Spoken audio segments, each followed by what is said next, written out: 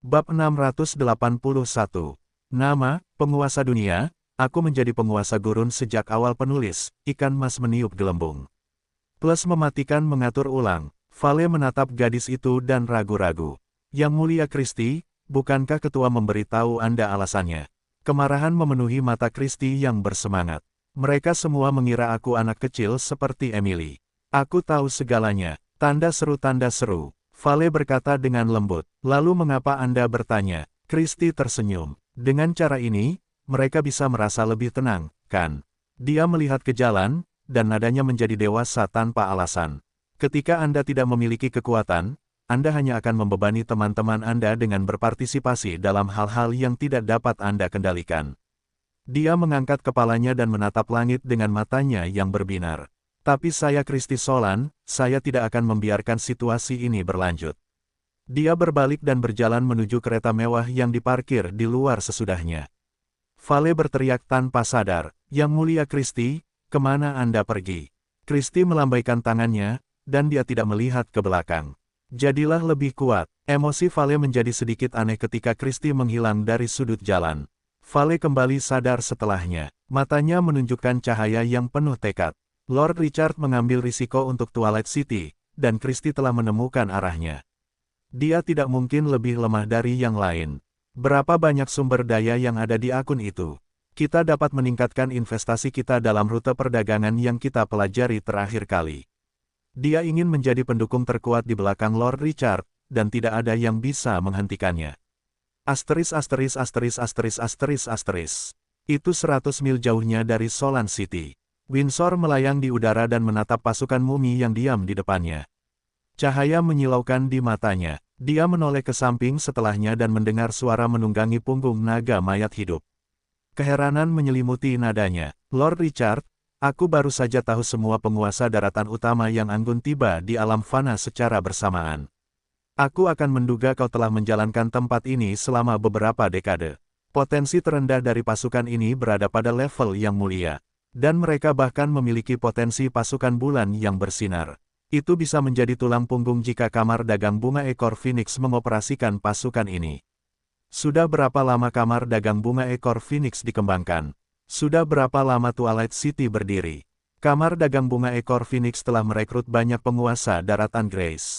Namun, yang paling kuat memiliki 2 tim pasukan Crow Bintang 1, dan mereka direkrut dari sarang-sarang di alam liar. Penguasa daratan Grace sudah menjadi salah satu dari 10 miliar penguasa daratan Grace teratas. Namun, itu seperti lelucon jika dibandingkan dengan pasukan Twilight City yang mapan. Dia tidak bisa membayangkan bagaimana Richard melakukan semuanya. Pihak lain telah datang ke pesawat utama dan memulai pengembangan tanpa apapun. Bagaimana dia bisa begitu berbeda dari penguasa daratan Grace lainnya? Perhatiannya tertuju pada Dewa Kobold ketika dia mendarat di Twilight City untuk pertama kalinya. Dia hanya melihatnya sekilas dan tidak terlalu memperhatikannya. Hanya dengan menikmatinya dengan saksama dia bisa menemukan apa yang diwakilinya. Tidaklah berlebihan untuk menggambarkannya sebagai memiliki potensi tak terbatas dengan kecepatan pertumbuhannya. Dia melihat bintang yang sedang naik daun. Dia akan memiliki tempat di gurun kematian di masa depan selama dia tidak mati di tengah jalan. Richard tersenyum tetapi tidak berkomentar. Di balik semua kemuliaan ada darah yang tak ada habisnya. Kurasa kita tidak punya waktu untuk hal yang membosankan seperti itu. Dia memfokuskan pandangannya setelahnya, dan auranya tiba-tiba melonjak. Semua pasukan, maju. Suara acuh tak acuh bergema di langit. Alvis mengepakkan sayapnya dan terbang menjauh setelah Richard berbicara. Naga darah kerangka, patung batu orang mati, pengendali badai pasir, mumi pelindung, raja dari sarang pasukan kekaisaran, pada saat ini, semua pasukan bergerak serentak. Pohon kuno dewa di tanah menutupi langit dan matahari sementara tawon pembantaian berdengung. Richard melihat ini, dan gelombang di matanya bergerak sedikit. Dia menatap tubuh pohon kuno dewa untuk waktu yang lama, akhirnya, dia mendesah. Kekuatan otoritas. Guru, akhirnya kita berkompromi. Gelombang panas melonjak di atas pasir, dan pasir kuning itu tampaknya telah dilemparkan ke dalam tungku dan dicurahkan. Itu diisi dengan suhu tinggi yang membakar tangannya. Suhu tinggi itu mendistorsi cahaya di dekat tanah. Itu menambahkan rasa kabur. Ini adalah tanah terlarang kehidupan. Tanah tandus yang bahkan iblis tidak mau mengintip. Tanda seru, tanda seru. Beberapa pemain melihat gerbang dimensi yang luas yang tertanam di bukit pasir di padang pasir tempat cahaya terdistorsi di hadapan mereka. Tingginya lebih dari 30 meter. Mereka ragu-ragu. Saudara Kun, ayo, apakah kita akan masuk? Misi peringkat S tidak akan mudah hari ini. Saudara Kun adalah seorang pemimpin pasukan. Ekspresinya jarang berubah ketika dia mendengar ini. Dia sudah menyerah, meskipun dia masih bertahan. Dia entah kenapa memikirkan sebuah pertemuan di masa lalu. Misi itu hanya misi peringkat A, tetapi pada akhirnya, perang mengubur jutaan orang. Mari kita tunggu dan lihat dulu. Saudara Kun berbalik untuk melihat bawahannya. Mereka mendengar suaranya yang serak. Para pemain yang masuk kemarin belum keluar. Mereka menggelengkan kepala serempak. Tidak, mereka belum keluar. Salah satu pria kasar itu berbisik. Saudara Kun, mengapa kita tidak mundur saja? Kudengar tidak ada yang kembali sampai sekarang dari setidaknya 100 orang yang telah menerima misi peringkat S. Saudara Kun ragu sejenak sebelum menggertakkan giginya. Mundur. Hal pertama yang perlu kita ketahui adalah apa yang bisa dan tidak bisa kita lakukan. Misi ini adalah jebakan besar. Beberapa orang mendengar ini dan membebaskan mereka. Mereka mengangguk serempak. Kesulitan peringkat S membuat kakinya lemas. Bukannya dia tidak ingin menyelesaikan misi.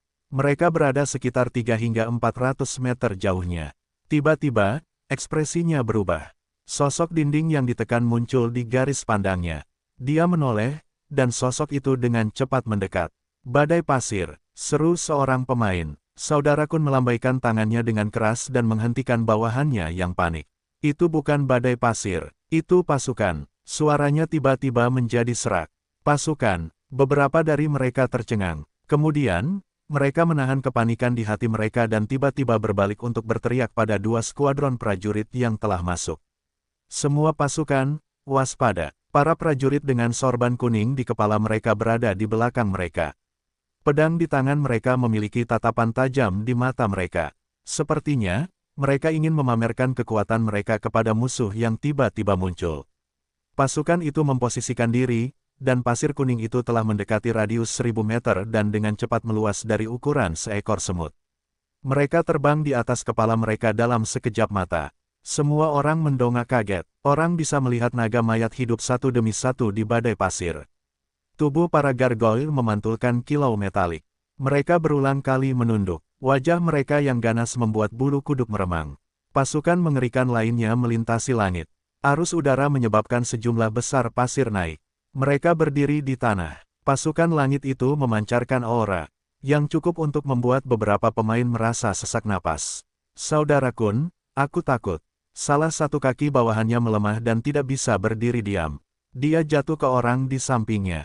Saudara Kun menelan ludah. Napasnya semakin cepat karena dia ingin mengatakan sesuatu. Namun ekspresinya tiba-tiba berubah. Dia mundur beberapa langkah dan duduk di pasir kuning yang panas. Panas itu membuatnya tanpa sadar berseru, tetapi dia dengan cepat menutup mulutnya. Itu melebarkan matanya karena terkejut. Para anteknya berkeringat deras dan hampir pingsan. Kaki mereka gemetar seperti bandul. Itu membuat orang tertawa. Namun, kemungkinan besar mereka akan sama seperti mereka jika ada orang luar yang hadir. Mereka tidak bisa tertawa. Gemerisik. Mereka mendengar gesekan aneh dari pasir yang mengalir. Suara itu melambai bersama badai pasir di langit. Saudara Kun memfokuskan pandangannya. Di tengah badai pasir yang tak berujung. Sebuah pohon raksasa berwajah manusia yang bengkok dengan cabang-cabang yang kering seperti mayat manusia mengendalikan gerakan cepat pasir hisap.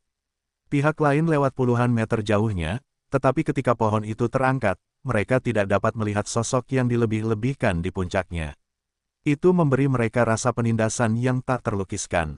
Mereka tidak dapat membayangkan kehancuran apa yang akan ditimbulkan oleh keberadaan kelas atas ini begitu ia melancarkan serangan. Pasukan mereka akan merasakan kehancuran dalam beberapa tarikan napas jika para Trin ini menyerang. Tekanan yang mengerikan itu berangsur-angsur menghilang saat pasukan itu pergi. Beberapa pemain tampak bangkit kembali ketika pasukan itu berada ratusan meter jauhnya. Semua terengah-engah. Keringat dingin menutupi dahi mereka. Butiran pasir menempel di wajah mereka karena angin kencang.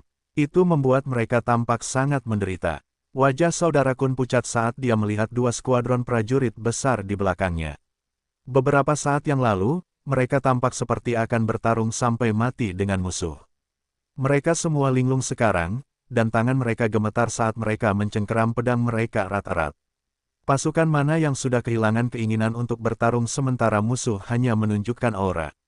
Itu terlalu mengerikan. Saudara Kun menarik napas dalam-dalam beberapa kali dan tidak dapat menahan kengerian di dalam hatinya. Dia hendak mengatakan sesuatu kepada rekannya untuk melampiaskan emosinya ketika ekspresinya tiba-tiba membeku. Karena dia menyadari, pasukan itu berhenti di depan gerbang dimensi yang tertanam di bukit pasir. Pasukan itu tidak hanya lewat begitu saja. Ekspresinya bingung. Bukankah mereka mengatakan bahwa hanya pemain yang diizinkan memasuki ruang bawah tanah ini? Bagaimana penduduk asli juga bisa seperti ini? Beberapa antek juga merasakan ada yang tidak beres dan buru-buru berkata badai pasir itu masih menyelimuti pasukan itu, tetapi perlahan menghilang. Itu membuat mereka bingung. Mereka melihat badai pasir itu berkumpul dan berubah menjadi mumi. Seorang prajurit membentuk badai pasir itu. Beberapa dari mereka terkejut. Tanda seru, sial, kekuatan macam apa ini yang bisa memiliki pasukan tingkat tinggi seperti itu? Mereka melihat wajah seluruh pasukan ketika badai pasir itu mereda. Itu terus-menerus membuat mereka bingung. Syok, ngeri, dan lebih ngeri lagi. Emosi yang tak terhitung jumlahnya bergejolak di hati mereka. Dua skuadron pasukan besar di belakang mereka hanya membuang sampah dibandingkan dengan pasukan pihak lain. Mereka dengan cepat mengarahkan pandangan mereka pada sosok yang menunggangi punggung naga mayat hidup dengan lebar sayap lebih dari 40 meter. Itu seperti bentuk kehidupan mistis dari zaman kuno yang memancarkan energi merah tua yang menakutkan. Bahkan matahari yang terik tampaknya tak tertandingi olehnya. Seberapa mengerikankah mengendalikan keberadaan seperti itu? Saudara Kun membuka panel atributnya dengan rasa ingin tahu. Beberapa dengan cepat gemetar serempak dan berteriak dengan suara yang hampir melengking. Pemain, panel atribut pemain yang familiar membuat identitas pihak lain muncul di layar, meskipun dia tidak dapat melihat atribut pihak lain apapun. Mereka pasti bercanda, kan? Pasukan setingkat ini milik pemain. Pohon itu sendiri dapat merusak wilayah kita 100 atau 1000 kali. Apakah aku melihat sesuatu? Bagaimana para pemain ini dapat merekrut pasukan seperti itu? Berapa banyak sumber daya yang dibutuhkan, belum lagi hal-hal lainnya. Berapa banyak sarang pasukan tingkat atas yang dikumpulkan pemimpin untuk mendapatkannya? Dari mana pemimpin mendapatkan ini? Aku tidak tahu. Aku mungkin terlalu banyak minum dan tidak bangun. Tak satu pun dari mereka adalah pemula. Mereka yang telah hidup di era cemerlang selama setengah tahun dan lebih bukan lagi orang bodoh. Yang belum mengalami pertempuran hidup dan mati yang tak terhitung jumlahnya. Saudara Kun dan bawahannya mengerti betapa berlebihan dan mengerikannya membentuk pasukan seperti itu. Sumber daya yang dibutuhkan untuk perekrutan saja akan membuat hati mereka gemetar, belum lagi bagaimana cara mendapatkan sarang pasukan tingkat tinggi. Para bawahan berhasil menahan keterkejutan mereka dan tiba-tiba merenung. Mereka menoleh untuk melihat Saudara Kun. Saudara Kun agak bingung saat ini. Para bawahannya mendapati ekspresinya sangat membingungkan. Sesaat wajahnya pucat dan kemudian memerah. Dia bersemangat di satu saat dan takut di saat berikutnya. Seolah-olah dia sedang melakukan pertunjukan yang mengubah wajah. Saudara Kun, ada apa? Para bawahannya mengguncangnya, dan Saudara Kun menggigil hebat. Kemudian, dia menunjuk ke depan dan berkata dengan bersemangat dengan suara serak. King Qiu, itu King Qiu. King Qiu. Nama ini terdengar seperti guntur di telinga mereka. Mereka menoleh serempak dan mencoba membuka panel atribut pihak lain, tetapi mereka tetap tidak dapat melihat apapun. Saudara Kun, apakah kamu yakin tidak berhalusinasi? Pihak lain adalah King Qiu. Semua hal yang menarik terjadi beberapa bulan yang lalu. Tidak seorang pun pernah melihat wajah asli King Qiu. Meskipun publik mengakuinya sebagai orang nomor satu. Saudara Kun memandang dengan jijik pada pemain yang bertanya. Dia mengangkat kepalanya dan berbicara dengan nada yang sangat bangga. Bagaimana mungkin aku tidak tahu pihak lain adalah King Qiu? Hehehe, aku berpartisipasi dalam ruang bawah tanah terakhir. King Qiu membantai aku di arena kematian itu. Dia menjadi semakin bangga saat berbicara. Aku masih bisa mengenali auranya bahkan jika dia berubah menjadi abu. Dan juga, naga mayat hidup yang dia pimpin. Baru saat itulah bawahannya menyadari bahwa dia tidak mungkin salah. Mereka semua memberinya acungan jempol. Saudara Kun, Kamu luar biasa. Aku tidak percaya kamu pernah bertarung dengannya sebelumnya. Aku hampir lupa. Saudara Kun adalah jagoan besar yang berhasil masuk ke dalam 1 juta teratas di ruang bawah tanah contoh terakhir. Beberapa orang tidak merasa malu atas kekalahan mereka dengan King Qiu. Sungguh lelucon. Jutaan pemain berpartisipasi dalam arena kematian itu. Siapa lagi yang selamat selain King Qiu? Tidak ada yang selamat. Orang lemah biasa tidak akan pernah mencoba melawan King Qiu. Para pemain di forum mengukur kekuatan pertempuran mereka dengan seberapa lama mereka bisa bertahan untuk melawan King Qiu. Merupakan suatu kehormatan untuk bertanding dengan King Qiu di arena kematian meskipun kalah. Saudara Kun, King Qiu pasti juga menerima misi kita. Benar sekali. Haruskah kita tidak mundur dengan tergesa-gesa? Yang lain mengatakan tidak ada yang keluar dari beberapa orang yang telah menerima misi peringkat S yang mengerikan ini. Itu membuat mereka berputar dalam pikiran. Namun, semuanya berbeda sekarang. King Qiu juga menerima misi ini. Siapa King Qiu? Prestasi masa lalunya telah menunjukkan betapa mengerikannya pihak lain. Pasukan yang membuat kaki mereka lemas sekarang berada tepat di depan mereka. Beberapa bergumam pada diri mereka sendiri, dan beberapa bergerak. Setelah jeda singkat, itu melonjak seperti gelombang pasang dan melewati gerbang dimensi. Pohon raksasa setinggi 80 meter yang mengerikan itu membungkuk dan melangkah masuk. Hanya sosok samar yang melayang di udara di luar gerbang dimensi yang luas pada akhirnya. King Qiu memimpin pasukannya dan masuk. Saudara Kun, apa yang harus kita lakukan sekarang? Saudara Kun melihat pemandangan ini, menggertakkan giginya, dan mengeraskan hatinya. Ayo pergi, kita akan masuk bersama. Aku tidak percaya King Qiu tidak bisa jika pemain lain tidak bisa menangani ruang bawah tanah contoh ini. Jangan rebutan pujian dengan pihak lain. Selama masih ada sedikit sup, itu sudah cukup untuk kita makan. Lagi pula, ruang bawah tanah contoh ini bisa menampung banyak orang. Ini mungkin ruang bawah tanah contoh yang membutuhkan beberapa pemain untuk menyelesaikannya. Tidak mudah bagiku untuk menerima misi ini. Aku tidak akan merasa tenang jika tidak mencobanya. Jika seorang pria meninggal, burung itu akan terbang ke langit. Aku tidak akan bisa hidup dengan rendah hati jika aku tidak mati selama puluhan ribu tahun. Saudara Kun melambaikan tangannya dengan itu. Dia berkata dengan kejam, semuanya, ikuti aku. Tanda seru. Beberapa pemain segera membangkitkan semangat mereka. Bukankah mereka mengandalkan kekejaman ini untuk mempertaruhkan hidup mereka untuk bertahan hidup sampai sekarang? Apa yang harus ditakutkan? Mereka paling-paling akan meninggalkannya di sini. Mereka dengan cepat mematuhi jejak saudara Kun. Di atas gerbang dimensi, sosok ilusi Windsor menatap gerbang dimensi yang berkabut karena suatu alasan. Dia tidak ingin pergi untuk waktu yang lama. Kali ini, dia menaruh semua harapannya pada satu orang. Richard. Dia menggumamkan nama ini dengan suara rendah. Emosinya halus. Mata yang dalam, penuh tekad, dan menarik itu melayang dengan tenang di benaknya. Dia bertanggung jawab atas kamar dagang bunga ekor Phoenix selama bertahun-tahun. Dia telah bertemu dengan terlalu banyak elit muda yang luar biasa. Pangeran Kekaisaran, pewaris pertama bangsawan tinggi, seorang jenius dengan bakat luar biasa, seorang penyihir terkenal yang berpengalaman di zaman kuno dan modern. Tunggu.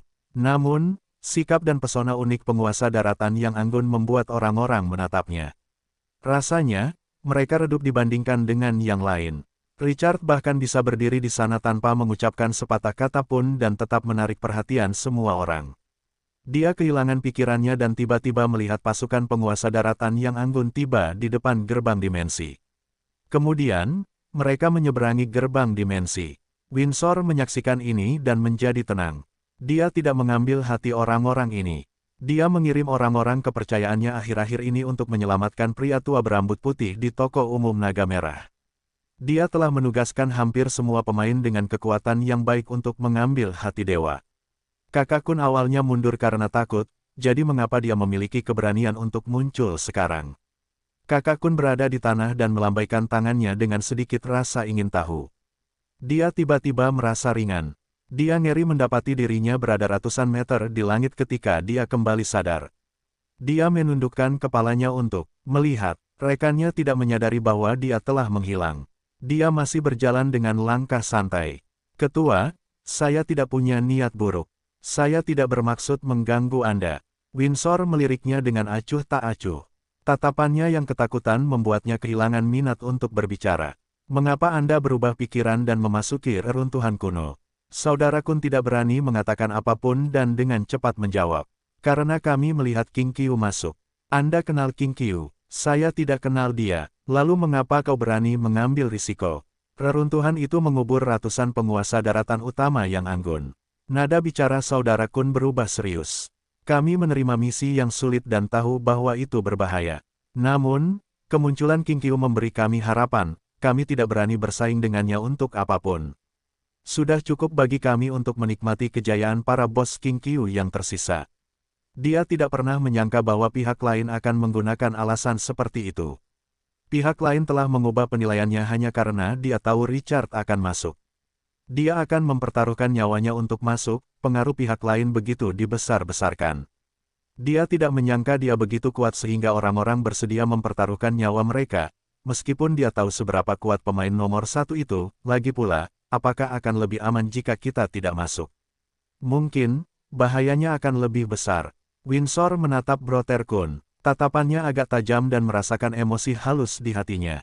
Dia melambaikan tangannya dan tidak mengatakan apapun. Dia kembali ke posisi awalnya. Nasib menentukan hidup dan mati. Tidak seorang pun bisa mengatakan apapun tentang pilihan yang dibuat seseorang. Tanda seru. Dia tidak pernah menyembunyikan kesulitan misi tersebut. Itu berarti pihak lain bersedia mengambil risiko, dan dia harus menanggung semuanya. Itu jika dia masih ingin pergi ke sana setelah dia mengetahuinya. Windsor menoleh untuk melihat kekosongan setelah pasukan itu menghilang. Lindungi tempat ini dengan baik, sebelum Lord Richard kembali. Tubuh Brother Kun kabur dan menghilang ke udara setelah Windsor berbicara. Gerbang dimensi menjadi agak kabur karena gelombang panas. Gerbang ini sendiri berdiri tegak di bawah terik matahari. Awan gelap tak berujung melonjak di bawah langit yang redup. Mereka seperti teror yang sedang terjadi. Richard menatap lantai kerikil. Luar biasa, menyeramkan, dan jahat. Itulah efek dari patung laba-laba di hadapannya. Laba-laba itu tingginya 100 meter atau lebih. Ia memiliki 8 anggota badan yang panjangnya ratusan meter. Richard tidak melihat musuh yang menakutkan ketika ia pertama kali memasuki ruang bawah tanah itu. Hanya patung laba-laba di hadapan mereka yang ada di sana. Itu memberi mereka dampak psikologis yang kuat. Wajah kepala laba-laba itu mengeluarkan tekanan yang tak terlukiskan. Itu seperti ditujukan untuk menyiksa dan menyiksa tanpa henti. Distorsi, rasa sakit, kekejaman, kejahatan. Semua kata sifat negatif tidak dapat menggambarkannya. Itu membuat rambut seseorang berdiri tegak. Makam para dewa. Deskripsi itu bahkan lebih menyesakkan. Makam para dewa, level 4 bintang. Kesulitan, mimpi buruk. Fraksi, abis, spider, cult, human. Potensi militer rata-rata, crown. Level tertinggi, transenden. Ruang bawah tanah transenden 4 bintang, tingkat kesulitan iblis. Itu mengumpulkan semua informasi. Richard menatap patung laba-laba di hadapannya. Itu seperti ia melangkah ke dalam jurang. Dia menarik napas dalam-dalam dan menenangkan dirinya. Tepat saat dia hendak berbicara, patung batu orang mati itu menyebar untuk mencari jalan dan tiba-tiba mengepakkan sayapnya dan kembali. Patung itu mendarat di samping Richard dan berulang kali berkata, "Tuan, kami telah menemukan beberapa penguasa daratan Grace sebelum kami. Jaring laba-laba telah mengikat mereka. Penguasa daratan Grace, mereka tidak mati." Sebuah pemberitahuan yang familiar terdengar sesaat di telinganya. Ding gelombang kamu telah memasuki ruang bawah tanah makam para dewa. Ini mengaktifkan misi utama, bunuh para transenden dari jurang dan hancurkan kuil laba-laba. Submisi 1, selamatkan penguasa daratan Grace.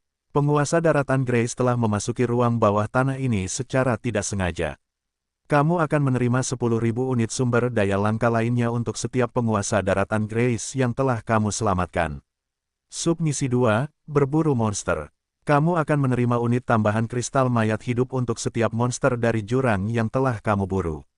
Kemajuan misi, 0%. Kamu dapat meninggalkan ruang bawah tanah contoh ketika kemajuan misi mencapai 70%. Catatan, kamu dapat memicu misi baru ketika menjelajahi ruang bawah tanah contoh.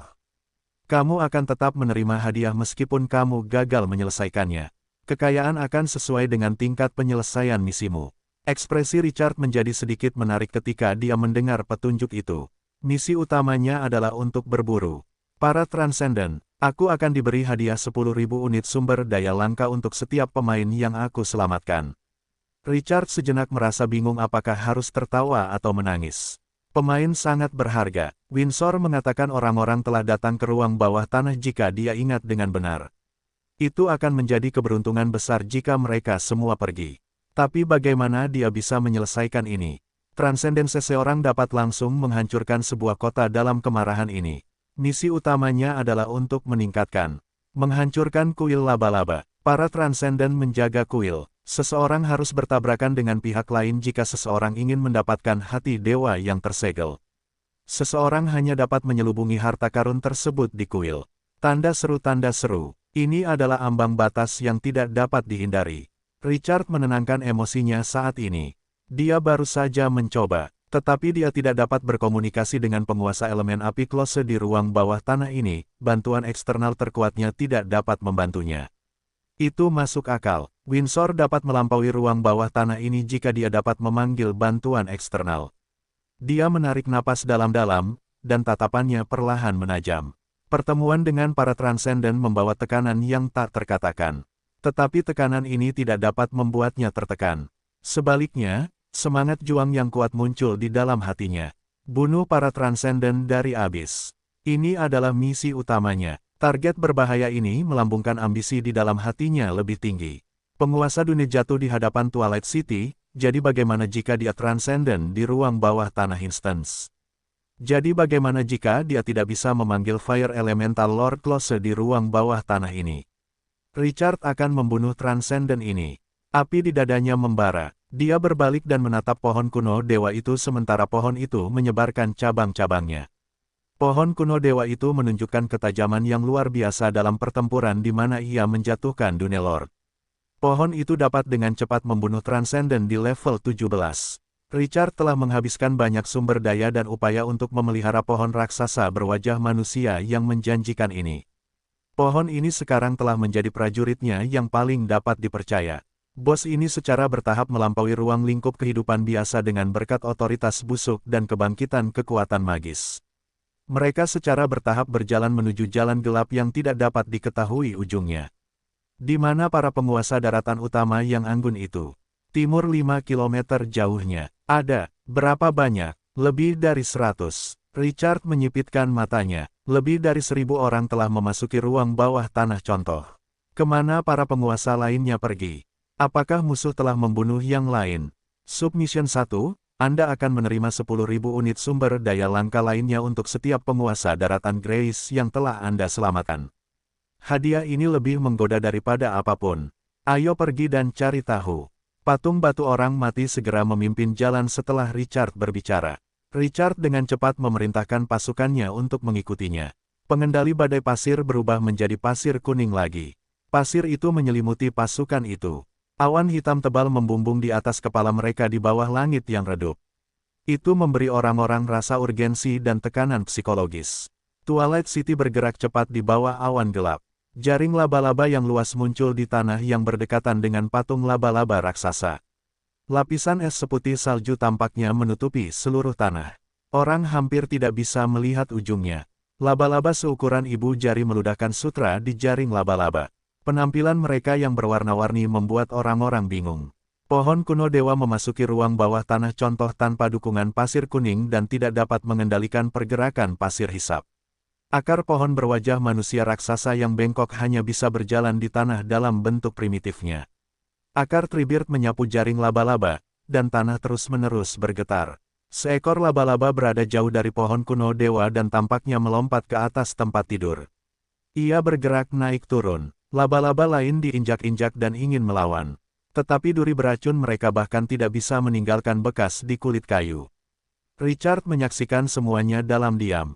Laba-laba identik dengan kejahatan dan kegelapan di era cemerlang. Akibatnya, banyak penganut dewa jahat menggunakan laba-laba sebagai totem mereka. Richard mengingat semua hal tentang laba-laba di era cemerlang. Pasukan itu maju dengan cepat. Mereka dengan cepat menyelesaikan perjalanan beberapa kilometer. Pasukan itu berhenti di kejauhan. Mereka mengikuti sinyal dari patung batu orang mati di hadapan mereka. Richard dengan tenang menunggu pasukan utama untuk maju. Dia mendorong Alvis maju sendirian. Pasukan itu melihat ke bawah ke tanah. Jaring laba-laba raksasa bersilangan di hutan kerikil setinggi 7 hingga 8 meter yang berjarak 100 meter. Jaring sutra laba-laba secara bergantian membungkus para pemain dan menggantung mereka di udara. Elang pasir ini menampakkan kepala mereka dan saling menatap. Beberapa pemain mengumpat, sementara yang lain menatap langit dengan linglung. Tiba-tiba, beberapa pemain menyadari udara telah tenang. Mereka adalah mereka yang linglung. Mereka merasakan keheningan di telinga mereka. Mereka segera merasa sedikit tidak nyaman. Mereka menoleh dengan bingung. Mereka terkejut di detik berikutnya. Pupil mata mereka memantulkan sosok yang menakutkan dengan lebar sayap lebih dari 40 meter. Sosok itu terbakar dengan energi berwarna darah. Sosok itu memancarkan rasa tertekan yang kuat. Naga mayat hidup, kata itu dalam benak mereka langsung membingungkan mereka. Bukankah penjara bawah tanah ini adalah wilayah laba-laba? Bagaimana mungkin ada mayat hidup? Tanda tanya membanjiri pikiran mereka. Para pemain di bawah merasa bingung. Mereka melihat bagaimana mayat hidup itu mengepakkan sayapnya dan terbang tepat di atas kepala mereka.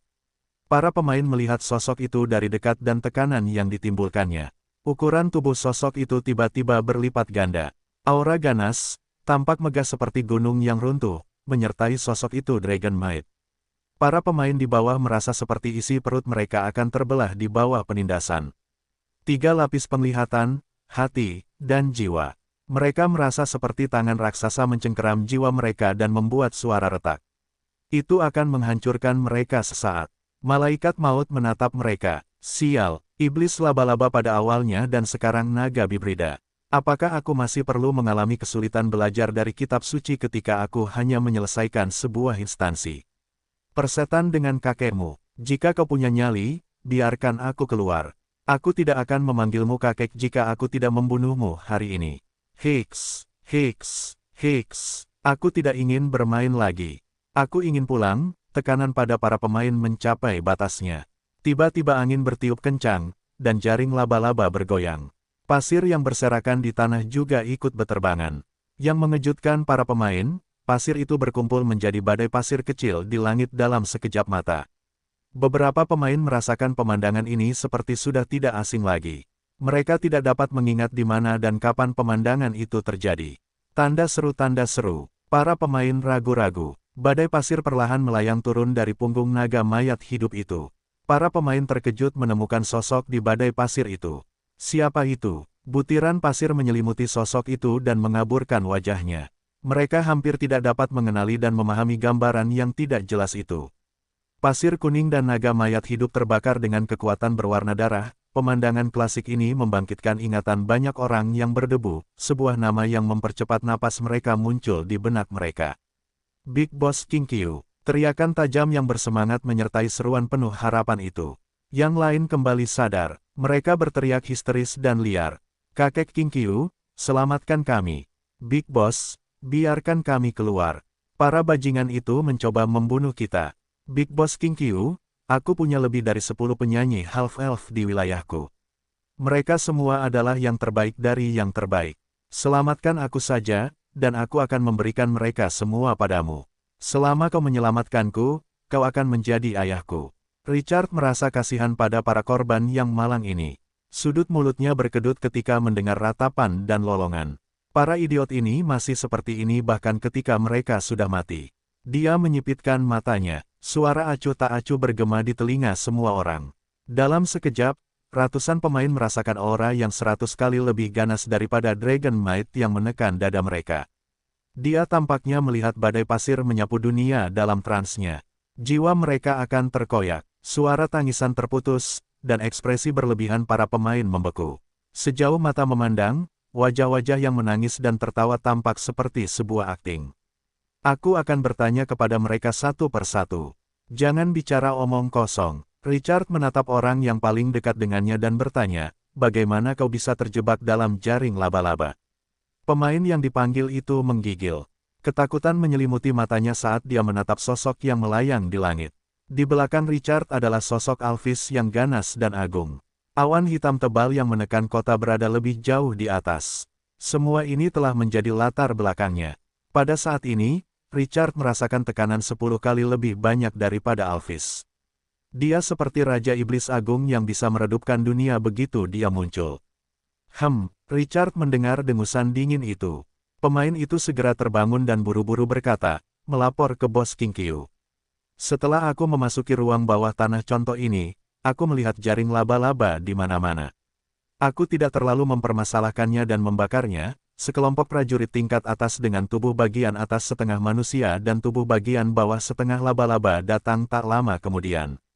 Manusia laba-laba jurang ini muncul, ketakutan menyelimuti matanya. Semua manusia laba-laba jurang itu memiliki potensi yang sama.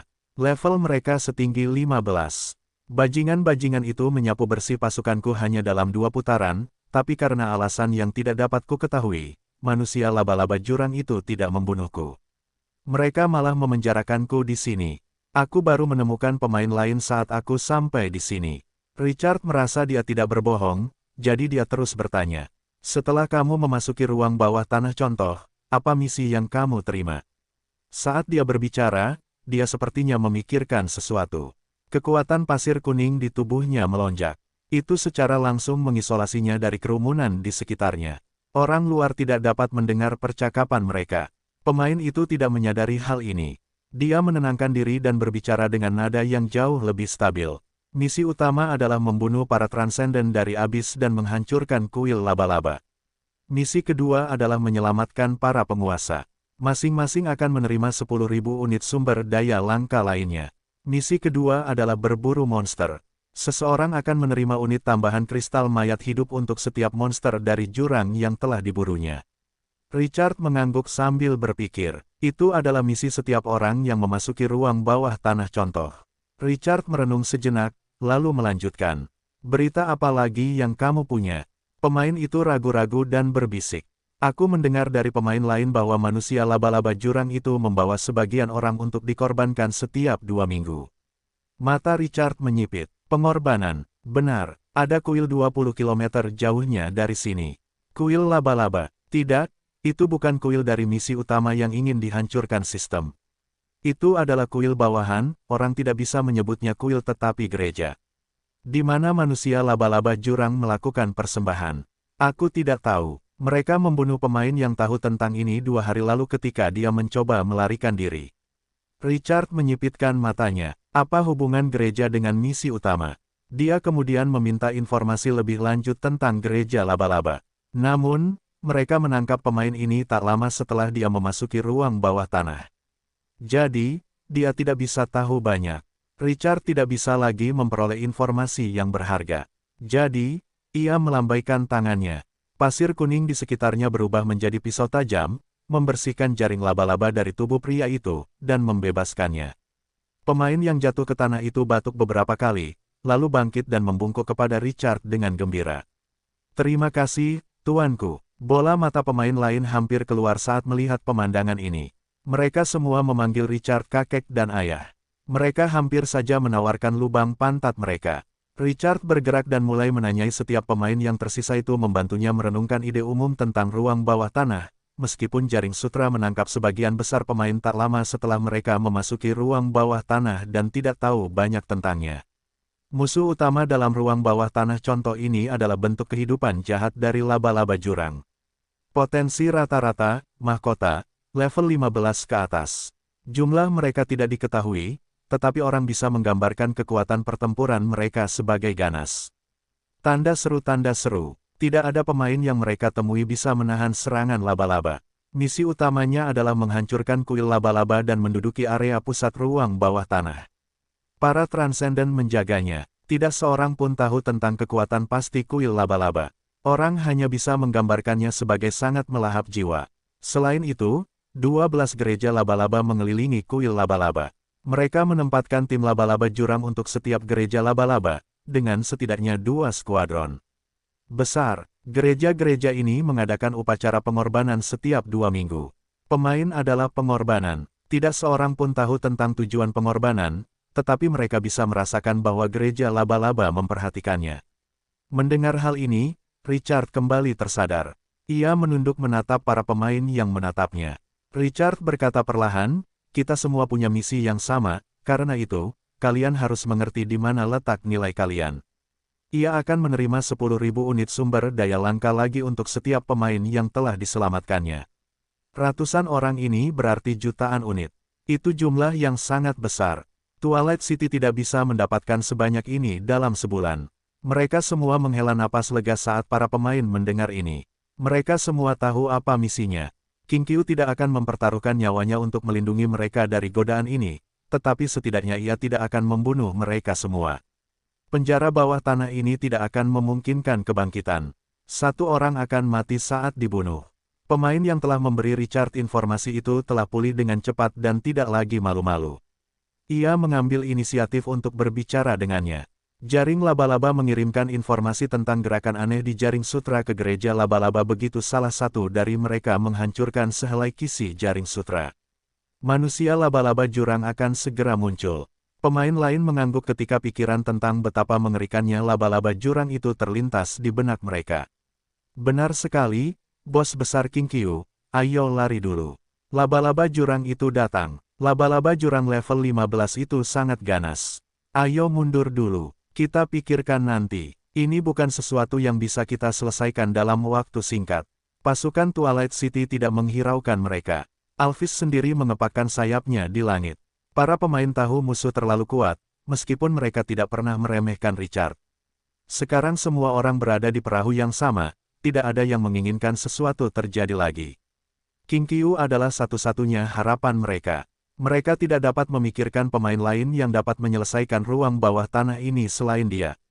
Dia akhirnya harus menghadapi seorang transenden.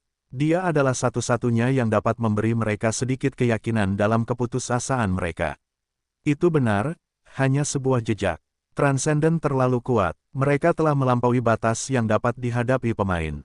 Bahkan Richard tidak akan memiliki kesempatan di mata sebagian besar pemain.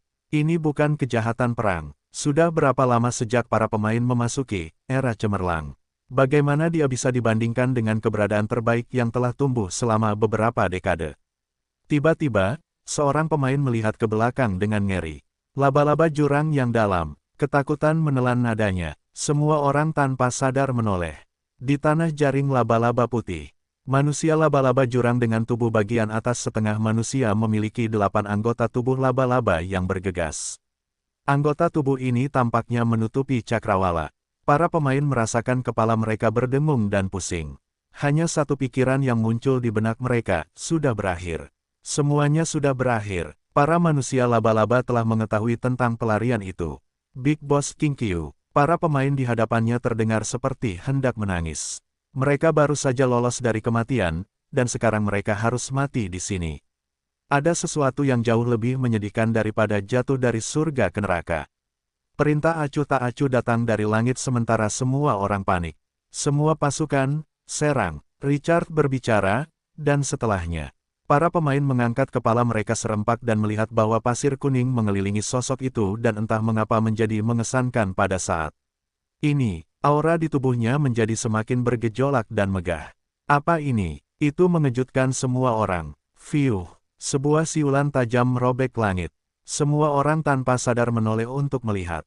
Di langit, tombak yang tak terhitung jumlahnya mengembun dari pasir merobek kekosongan. Mereka meninggalkan bayangan yang panjang di belakang. Sebelum laba-laba bisa bereaksi, tombak-tombak itu menusuk manusia laba-laba jurang seperti kilat. Puci, seekor laba-laba abisal menyerang sebelum musuh tiba-tiba merasakan aura menyeramkan muncul. Tanpa sadar ia membalikkan tubuhnya untuk menghindar. Namun saat ia bergerak, kepalanya merasakan sakit yang menyiksa jiwa. Kekuatan di tubuhnya seperti ketel pecah yang bocor keluar. Kesadaran Spiderman itu langsung kabur, dan ia tidak bisa lagi memahami festival Kixi yang romantis di dunia luar. Laba-laba itu melihat tombak pasir kuning tajam menembus kepalanya saat ia memfokuskan pandangannya. Tombak yang terkondensasi pasir itu memaku Spiderman jurang itu ke tanah. Lendir hijau berceceran keluar. Itu menodai tanah di sekitarnya dan mengeluarkan suara mendesis korosi. Adegan itu ganas dan penuh kekerasan. Tombak yang terkondensasi pasir itu langsung membantai Spiderman jurang level 15. Seorang prajurit Crown Bintang 2. Tidak semua prajurit memiliki bakat alami pasukan Twilight City. Kerusakan fisik yang mengerikan seperti itu tak tertahankan. Para pemain membelalakan mata mereka saat mereka melihat tombak jatuh dari langit dan membantai Spiderman jurang yang mereka pikir adalah Raja Iblis. Kejutan yang mereka rasakan tak terlukiskan. Sabit malaikat maut terus-menerus melambai. Itu memanen jiwa iblis. Dan ini baru permulaan. Para pemain belum mendapatkan kembali akal sehat mereka setelah serangkaian serangan. Badai pasir yang mengerikan menyapu dari cakrawala dan menyerang dengan kekuatan petir. Wosh! Sebuah suara setajam raungan iblis dan memasuki telinga mereka. Di bawah tatapan kaget para pemain. Wosh! Badai pasir telah melonjak ke laba-laba jurang di depan mereka. Para pemain dengan mata tajam melihat saat badai pasir menyelimuti musuh. Tombak pasir kuning yang tajam mengembun. Mereka menusuk langsung ke laba-laba jurang dengan mematikan yang mengerikan dan bantuan badai pasir menjadi penggiling daging. Darah berceceran di mana-mana, dan anggota tubuh hancur. Beberapa pemain tidak bisa lagi menahan keterkejutan di hati mereka. Mereka mengangkat kepala dan melihat sosok buram yang tertutup pasir kuning di langit. Pihak lain berdiri di sana dengan tenang, diam seperti sebelumnya. Bulu abu-abu kecoklatan menutupi 8 anggota badan laba-laba mereka, dan jari-jari kaki mereka setajam tombak. Bekas-bekas yang dalam tetap ada seperti paku yang mengenai papan kayu saat mereka menginjak tanah. Namun, pada saat ini, pasukan Crown 2 bintang tingkat atas ini telah menjadi domba di badai pasir. Para pengendali badai pasir melolong. 5 skuadron pengendali badai pasir memulai pendahuluan menuju kematian. Tanda seru. Tingkat keterampilan pengendali badai pasir meningkat dari C ke B, dan semua atribut meningkat pesat setelah menjadi pasukan tingkat yang mulia. Kekuatan pertempuran prajurit tingkat atas ini telah melonjak dengan selisih yang besar. Badai pasir mengembun menjadi duri-duri raksasa. Mereka tampak seperti anak panah mematikan yang ditembakkan dari busur silang pengepungan yang berat di bawah percepatan. Bencana-bencana ini masih akan melahap laba-laba jurang tidak peduli seberapa ganasnya mereka. Adegan ini menyebabkan para pemain gemetar. Mereka begitu bersemangat hingga darah mereka mengalir deras ke dalam pikiran mereka. Pasukan Twilight City menghancurkan kekhawatiran mereka di hadapan kekuatan mereka. Mereka melihat suara yang melayang di langit. Keheranan menyelimuti matanya. Apakah ini nilai menjadi yang terkuat di antara miliaran pemain? Para manusia laba-laba jurang membantai pasukan ini seperti domba. Namun, situasinya berbalik, dan King Qiu menginjak-injaknya. Kesenjangan di antara mereka begitu signifikan hingga tingkat ketidakmampuan. Itu bahkan menghapus rasa iri, cemburu, dan kebencian mereka. Seseorang mungkin iri pada tetangga yang lebih kaya darinya, tetapi kecemburuan terhadap orang terkaya di dunia akan lebih sulit. Mereka secara alami akan menahan emosi mereka ketika kesenjangan antara kedua belah pihak mencapai batas tertentu. Para pengendali badai pasir melihat para manusia laba-laba jurang yang jatuh dan merasakan kesenangan balas dendam. Para bajingan terkutuk ini akhirnya bertemu dengan lawan mereka, bukan? Para pemain ingat bagaimana manusia laba-laba jurang ini menjebak mereka seperti babi. Mereka terus-menerus hidup dalam ketakutan. Mereka ingin turun dan membantai monster-monster ini. Para manusia laba-laba jurang segera menderita pukulan yang menghancurkan setelah para pengendali badai pasir meninggalkan medan perang. Namun, ada banyak orang. Sebagian langsung melewati para pengendali badai pasir dan menyerang dari belakang. Para monster berlari cepat dengan 8 anggota tubuh mereka.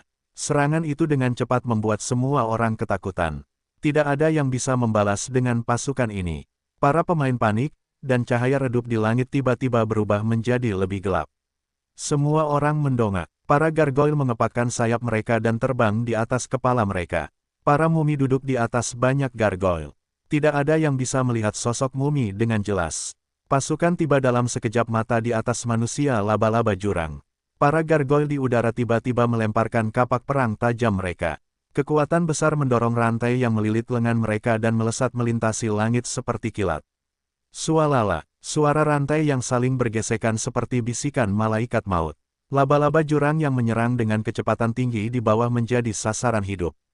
Darah hijau menyembur keluar satu demi satu di bawah kapak perang tajam. Serangan kapak perang gargoyle tampak sederhana bagi para pemain. Namun apa yang terjadi setelahnya mengejutkan semua orang. Kaca, suara kaca pecah terdengar. Bang! Kapak perang tajam memotong tubuh laba-laba jurang menjadi 2 bagian dan menghancurkan yang lain seperti daging cincang. Badai logam yang mengerikan dimulai. Bilah kapak perang yang tajam dan patah benar-benar menutupi area dalam jarak puluhan meter. Pecahan kapak perang bersiul dan dengan cepat mencabik-cabik laba-laba jurang yang menyerang. Puing-puing memasuki tubuh mereka, dan semburan energi yang membakar meletus setelahnya. Api yang mengamuk membakar saat tubuh meledak. Kerusakan berikut. Beberapa laba-laba jurang berhasil lolos dari pengendali badai pasir tetapi menghadapi serangan yang lebih ganas lagi. Melempar kapak perang seperti melempar bom ke dalam air setiap kali mereka bermain. Air memercik kemana-mana. Sabit malaikat maut memanen jiwa dengan sembrono. Ia membantai lebih dari 100 regu laba-laba jurang di bawah serangan ganas dan kejam pasukan Twilight City. Kapak perang yang tajam memenggal kepala laba-laba jurang terakhir. Pasukan itu terbang kembali ke langit, dan badai pasir kembali menyelimuti mereka. Udara menjadi sunyi senyap. Para pemain membelalakan mata mereka dan menatap anggota tubuh yang patah di tanah dengan keterkejutan yang tak terlukiskan. Pengendali badai pasir menghancurkan jaring laba-laba pucat itu. Mereka menyebarkan mayat laba-laba jurang ke seluruh tanah seperti pecahan kaca. Darah hijau berceceran di seluruh tanah. Pemain lain mengira, laba-laba jurang itu abadi, meskipun mereka secara mental telah mengantisipasi hasil pertempuran itu. Pasukan Twilight City membantai mereka dalam waktu kurang dari 10 menit. Mereka hanya meninggalkan mayat di tanah. Adegan ini mengejutkan para pemain. Itu adalah King Qiyu. Para pemain melihat sosok samar yang melayang di langit. Emosi mereka sangat halus. Mereka bersukacita, berseru, takut, menyembah. Sulit untuk dipahami. Ding gelombang Anda telah memerintahkan pasukan Anda untuk membunuh 1123 laba-laba jurang, mahkota 2 bintang, level 15. Anda telah memperoleh kemenangan sempurna.